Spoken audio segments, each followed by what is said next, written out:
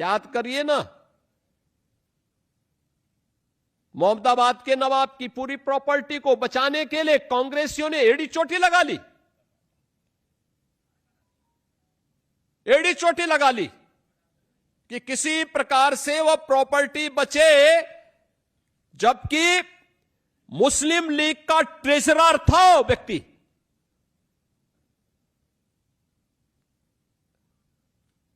देश की आजादी के खिलाफ और भारत के विभाजन के लिए जिम्मेदार व्यक्ति के नाम पर विश्वविद्यालय बनाने वाले व्यक्ति को समाजवादी पार्टी आज पैरोकार बनती है कि हम आएंगे तो उसको गृह मंत्री बनाएंगे।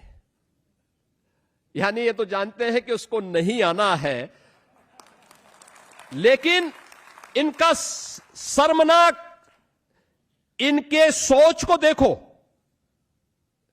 यानी ये फिर दंगा करवाना चाहते हैं। बेटी के लिए इनका किस प्रकार का व्यवहार रहता है, कैसे मुजफ्फरनगर और सहारनपुर के दंगाइयों को लाकर के तत्कालीन सीएम के आवास में लाकर के उन्हें सम्मानित किया जाता है, और ऐसे व्यक्ति के समर्थन में लोग इस प्रकार की दलीलें देते हैं।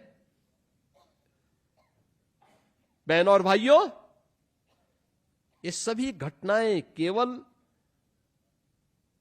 हंसने के लिए नहीं, मनोरंजन के लिए नहीं, हम सब के लिए एक सबक भी होती हैं। वर्तमान पीढ़ी को और आने वाले भविष्य को समझाने का भी एक माध्यम होती है। सही तरीके से उन तक ये बात पहुंचाने का तरीका भी हमें भी अपनाना पड़ेगा। अगर हमारा दुश्मन और हमारा देश का विरोधी उस प्लेटफॉर्म का दुरुपयोग करके भारत के खिलाफ अव्यवस्था और अराजकता पैदा करने का प्रयास कर रहा है, तो क्या हमारी कोई जिम्मेदारी नहीं बनती है?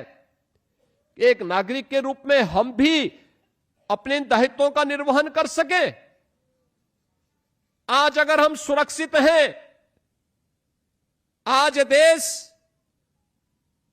अगर सुरक्षित है और एक भारत श्रेष्ठ भारत के भाव के साथ आगे बढ़ रहा है, दुनिया की सबसे तेज गति से बढ़ने वाली अर्थव्यवस्था के रूप में आगे बढ़ रहा है, तो क्या हमारा दायित्व नहीं बनता है कि हम वर्तमान की इन चुनौतियों के सामने,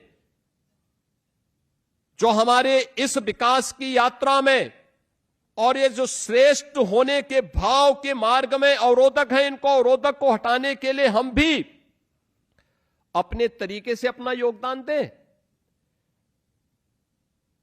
ये केवल सरकार के भरोसे ही होगा। एक नागरिक के रूप में हमारा कर्तव्य क्या बनता है, और उस नागरिक के रूप में अपने कर्तव्यों का निर्वहन करते हुए हम सभी को अपने दायित्वों के निर्वहन के लिए सदैव सजग होना होगा।